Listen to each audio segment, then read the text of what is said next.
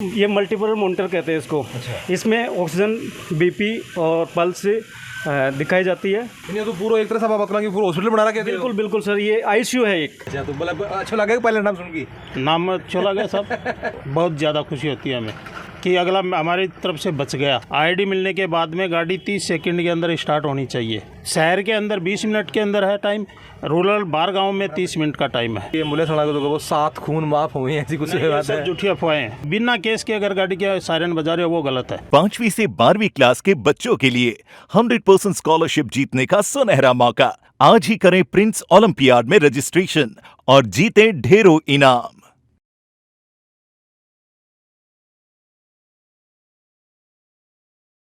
राम राम जी, नमस्कार। मैं अरुण थे, देख रहा हो झलको झुंझुनू और हम नागरिकों की मत अंदाज दिखाई क्या दिखाई नहीं देने के पीछे को कारण है वो ये होगी। अभी आप एम्बुलेंस के अंदर उरे बैठे हाँ, और मन लगे कि कोई भी आदमी जो को वो या चीज़ चाहोगे को नहीं कि वो एम्बुलेंस के अंदर आओ, मजबूरी हुआ है, बीमार आदमी हो जाए तो वो एम्बुलेंस के अंदर आड़ो अभी की मजबूरी बा हो जाए तो जगह एम्बुलेंस के अंदर नहीं गए ही बाकी लिए कोतुल को जो विषय बिल्कुल ही बन रहा है कि एम्बुलेंस के अंदर जी बा के चीज़ हुआ है के भी सपोर्ट उन्हें मिले है। अगर मान लो अगर आप हॉस्पिटल लेट पहुंचा हाँ तो अपनी जी की जान है पूरा बच सकेगी। कौन सी जगह सुविधा एम्बुलेंस के अंदर हुई तो आप पहुंचा हाँ। सर मैं जानना चाहूँगा कि ईएमटी को क्या मतलब हुआ है? ईएमटी मतलब की फुल फॉर्म क्या होगी? इमरजेंसी मेडिसिन टेक्नीशियन, जो इमरजेंसी जो केस आता है उसको हैंडल करना तुरंत और उसको इमरजेंसी ट्रीटमेंट देना। हाँ, मतलब ये होगी अगर मान लो कटे कोई अपन पेशेंट मिला तो भी हॉस्पिटल तक आना तक पथारी जिम्मेदारी है कि बीच में ध्यान रखना। बिल्कुल, उसको पूरी सुविधा मिलती है। इस पर ये एएलएस गाड़ी है। अच्छा। एएलएस यानी इसमें वेंटिलेटर की सुविधा है, मॉनिटर की सुविधा है, इन्फ्यूजन पंप है, एईडी है। जो भी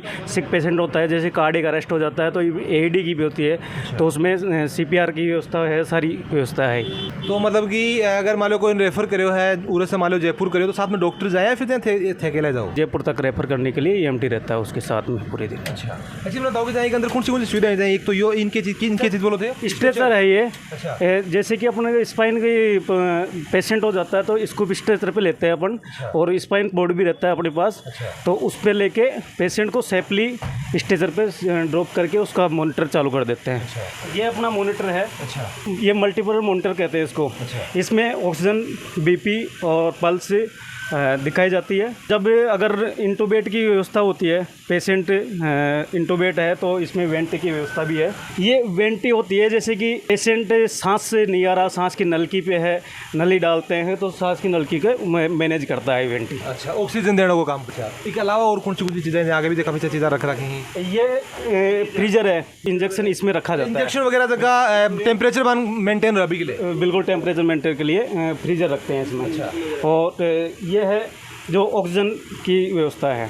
ये तो पूरा एक तरह से आप अपना कि पूरा हॉस्पिटल बना रखा है। बिल्कुल बिल्कुल सर, ये आईसीयू है एक। इसमें पूरा आईसीयू के पूरे इक्विपमेंट मिलेंगे और आपको पूरी व्यवस्था मिलेगी स्टाफ की।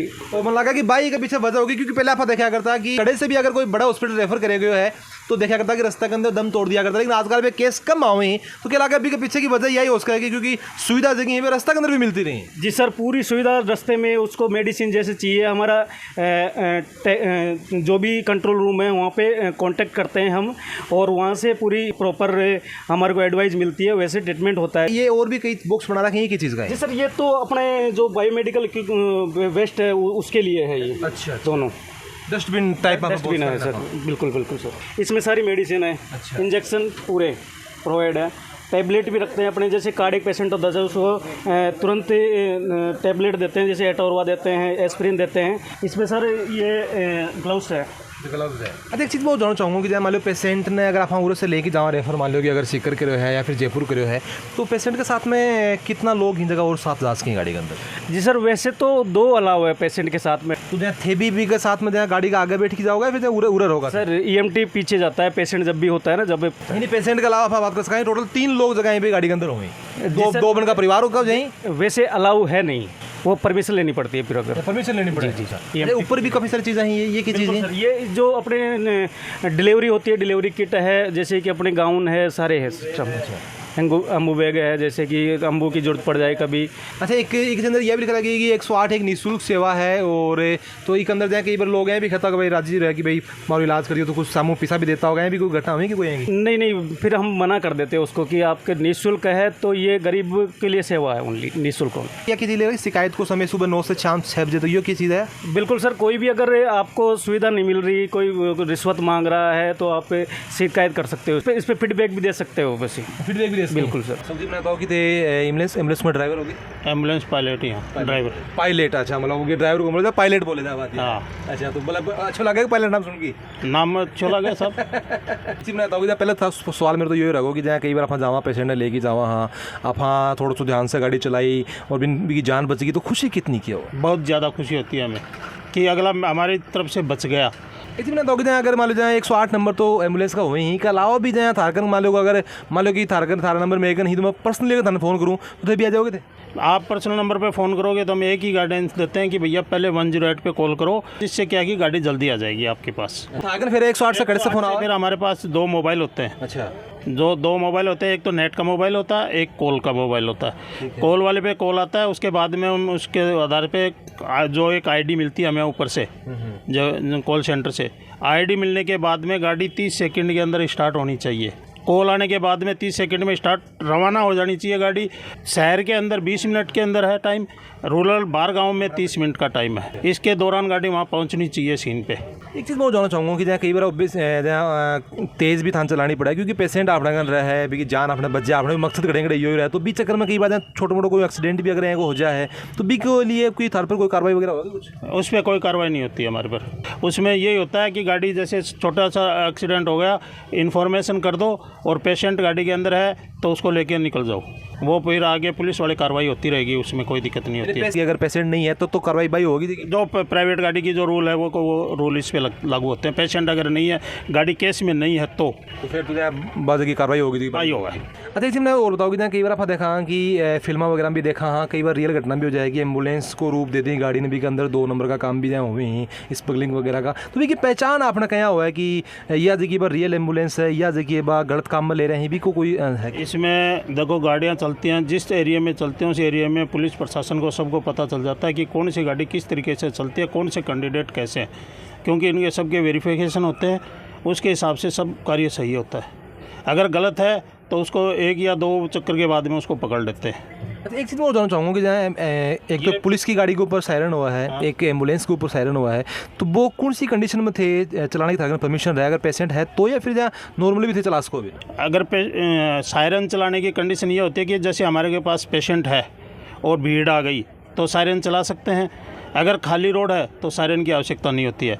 दूसरी बात, पेशेंट लेने जा रहे हैं तो भीड़ है तो सायरन चला सकते हैं। बिना केस के अगर गाड़ी के सायरन बजा रहे हो वो गलत है। ऊपर कोई कार्रवाई भी होगी बिना केस कर रहे हो? हाँ, बिना कार्रवाई अगर पुलिस करना चाहे तो कार्रवाई कर सकती है। तो अभी अपने साथ में सीमित साहब डांगी थी, साथ में यहाँ सब जान लें। देखो लोगों के काफ़ी कन्फ्यूजन रहे कि एम्बुलेंस के अंदर कौन सी चीज़ें हुई हैं, आप हॉस्पिटल पहुँचा भी से पहले भी अपना इलाज संभव हो सका है। शुरुआत से बात कर लें कि बुलाने को तरीकों से 108 ही है, फिर इसके अलावा भी कोई विकल्प हो सका है? इसके अलावा भी कई बार अगर बाई द वे 108 जैसे कि फ़ोन बिजी रहता है, ऐसी स्थिति में आप हमारे कंट्रोल रूम के नंबर हैं 01592 232 415, इसके ऊपर भी सूचना दे सकते हैं और उसको हम फॉरवर्ड करते हैं। परंतु सिस्टम वही है जो जयपुर में हमारा जो कंट्रोल रूम है इनका जीवीके का, वहाँ पे ये सूचना पहुँचती है। संपर्क भी बड़े से बड़े करोगा? हाँ, संपर्क हम भी वहीं से करते हैं। मान लो कि जब मैं सूचना दी, खड़े में जा रहे हो, रास्ते में देखो कोई एक्सीडेंट होगा, मैं सूचना दी, तो मेरी जिम्मेदारी फिर खड़े तक बना है कि कितनी देर तक मैंने बड़े रुकना चाहिए, क्या जिम्मेदारी बना मेरी? ज़्यादा से ज़्यादा 15 से 20 मिनट में गाड़ी वहाँ पहुँच जाती है। तब तक अगर मरीज़ को किसी भी तरह की हेल्प की ज़रूरत हो, मान लो कई बार पेशेंट है और उसके कार्डियक अरेस्ट होने की संभावना या कार्डियक फेल होने की संभावना है, तो अपन उसको प्रकसन करते हैं यहाँ पे थोड़ा सा प्रेस करके और हार्ट को चालू रख सकते हैं। तो बात चीज़ कौन बताओगे सामने से? ये सूचना आपको गाड़ी नंबर बता देते हैं और उसको रवाना कर देते हैं कि इतने नंबर गाड़ी वहाँ से रवाना हो रही है। तो जहाँ बी का अंदर भी जहाँ थोड़ा बहुत इलाज संभव हो सका है कि मान लो कई बार कि क्रिटिकल सिचुएशन हो जाएगी, हॉस्पिटल तक कोई भी पहुँचा आदमी नहीं, उसके अंदर 2 तरह की एम्बुलेंस होती हैं। एक तो एडवांस लाइफ सपोर्ट एम्बुलेंसेज हैं, दूसरी बेसिक लाइफ सपोर्ट 2 तरह की हैं।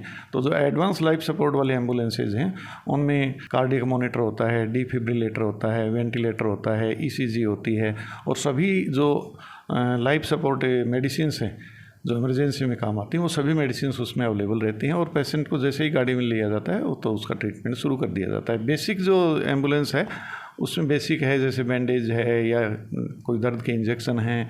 एक अंदर डॉक्टर वगैरह भी रही कि जहाँ कि अगर मान लो कि टाइम लग जाए जयपुर तक पहुँचना में या फिर झुंझुनू तक आना में?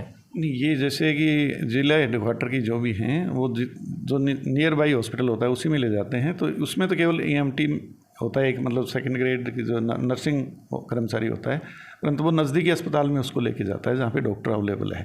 अगर डॉक्टर साहब उचित समझते हैं और पेशेंट की कंडीशन ख़राब है, जैसे आप जयपुर की बात कर रहे हैं, तो उसमें ALS को भेजा जाता है। कितना कि इच्छुक हाथे जानने के बारे में कि 108 अंदर से किसी के बाद दिखा है कौन सी फैसिलिटी हुई है और इनको कितनों जो फ़ायदा है वो आम पब्लिक ने मिला है तो मैंने कमेंट में ज़रूर बताओगा। वीडियो शेयर कर देना है और खबर हम अपडेट एंगले जुड़ा रहो जलको झुंझुनू के साथ।